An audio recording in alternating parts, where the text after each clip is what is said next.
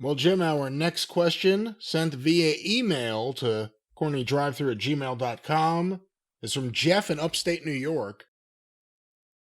Can you fellas think of some other wrestlers that were so good that they carried two nicknames, much less simultaneously? Also, any and all thoughts or comments on the master of the Superplex, the Ace Cowboy, Bob Orton. He doesn't say Bob Orton, just says the Ace Cowboy, would truly be appreciated. So I guess that may be where he's coming from with wrestlers with two nicknames, the Ace Cowboy. Oh, Ace Cowboy Bob. But two nicknames. What do you think of that?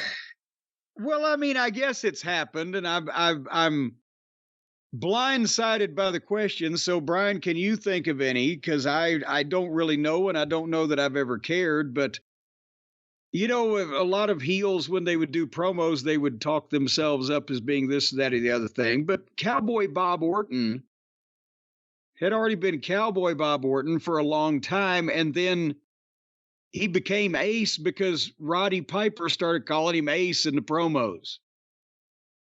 And Slick that's Rick, kind of how that happened. Slick Rick. I don't know if Slick you consider Rick, that. the Nature Boy. Yeah, I don't know if you consider that. I don't. They weren't officially, you know, put in the newspaper advertisements or, you know, whatever. But Dr. Big Bill Miller. Well, there you go. But both were legitimate because he was a doctor of veterinary medicine. So he was a doctor, and he was 6'6" and 300 pounds. So he was big. Do you like Big as a nickname? I mean, some guys rock it like Big John Studd, but then there's also like, you know, Wayne Munn. Well, there's also Big Bill. Big Bill. What? That doesn't count. That's new. Well, but and see, here's the thing. Big John Studd had a payoff, right? Big Bill has no payoff. He's big and he's John, but he's a stud.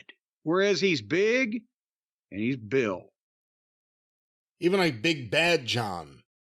He was big That's and bad. Because it was another qualifier. Yeah. Big Bad John. You don't need a last name with a name like that. Everybody knows you're big and you're bad and you're John. You don't need to be Big Bad John Hinklemeyer. See, that would be too much, and then you'd crowd yourself off the marquee. And they'd just go with John Pismo or whoever was shorter. Any other wrestlers with two nicknames you could think of? Oh, well, the Legion of Doom, the Road Warriors.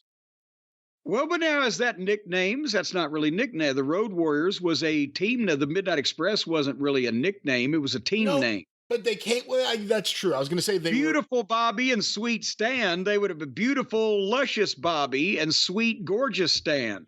Well, the Sultan of Swing, Sweet Stan Lane. You called him that enough, right? No. He was the gangster of love. Bobby was the Sultan of Swing. Ah, shit. Yeah, see? So the point is, this is a drivel question. But Bob Orton Jr. was one of the great workers of the fucking modern era. No doubt about that. This makes me think of my favorite ring introduction for whatever reason. From the land of the rising sun, the pearl of the Orient, the great Muda. And that's Gary Hart terminology. He loved terminology like the pearl of the Orient, brother. Well, I think that was actually the start of it. Gary Hart presents. Yes. Because he also liked to present people. Yeah, like he was Bill Graham, the concert promoter. Gorgeous George Jr. did that also in Knoxville with the Mongolian Stomper. Instead of managed by Gorgeous George, it was Gorgeous George Jr. presents the Mongolian Stomper.